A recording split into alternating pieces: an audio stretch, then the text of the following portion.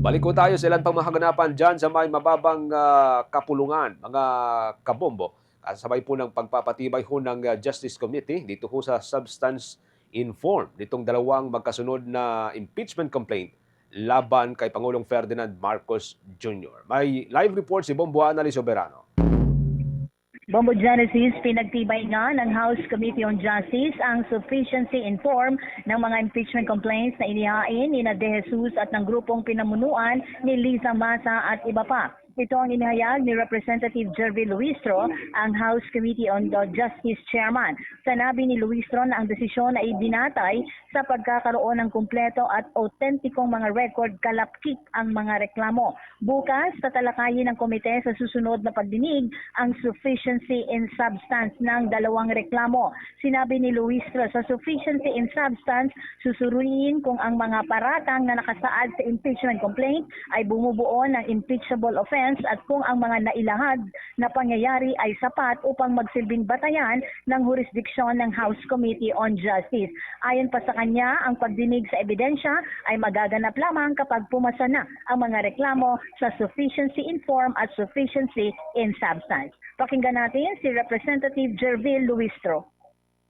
Ibig sabihin, dapat ng impeachment complaint signed ng complainant, verified based on personal knowledge and authentic records, may endorsement, resolution of endorsement ng member of the House, and with all these considerations, pinagtibay po ng boto ng mga miyembro ng Justice Committee na ang De Jesus complaint ay sufficient in form at ganun din ang Masa et al. Complaint ay sufficient din in form. No? Bukas po, tatalakayin naman ang sufficiency in substance. Pag sinabi po nating substance, dapat yun pong mga isinulat nila doon na pagkakamali ng impeachable official. They must constitute the offense, which is the ground for impeachment. The recital of facts must constitute the offense determinative of the jurisdiction of the Justice Committee.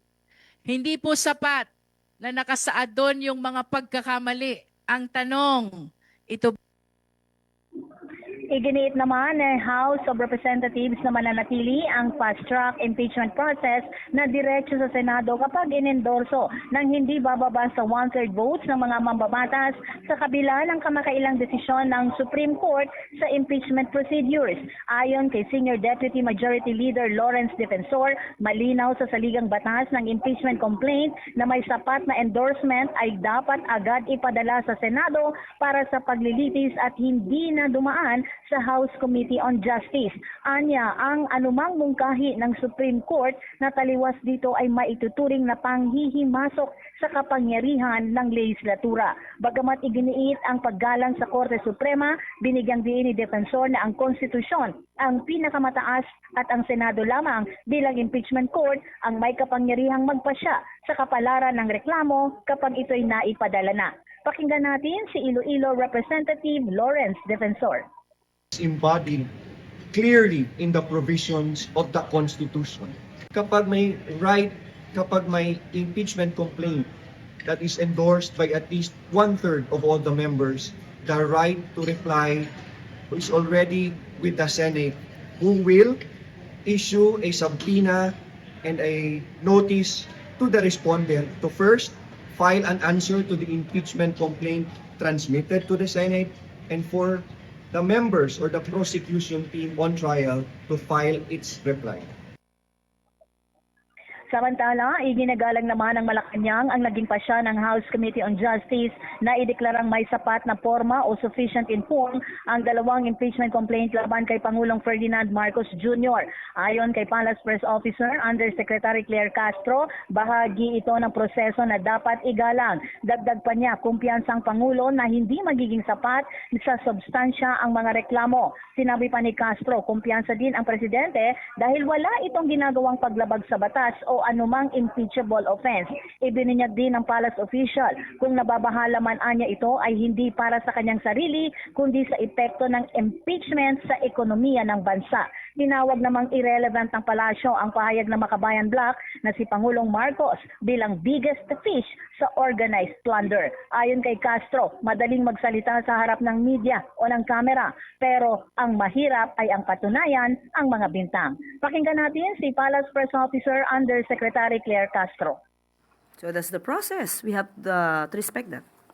Even before, sinabi na po ng Pangulo na alam niya na wala siyang ginawang mali, wala siyang ginawang paglabag sa batas, at wala siyang ginawang impeachable offense.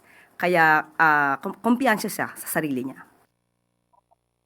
Si Palace Press Officer Undersecretary Claire Castro. Bombo Anali, Montaño Soberano nag-uulat. And this is Bombo Radio Philippines, the #1 and most trusted source of news and information. Basta Radio, Bombo!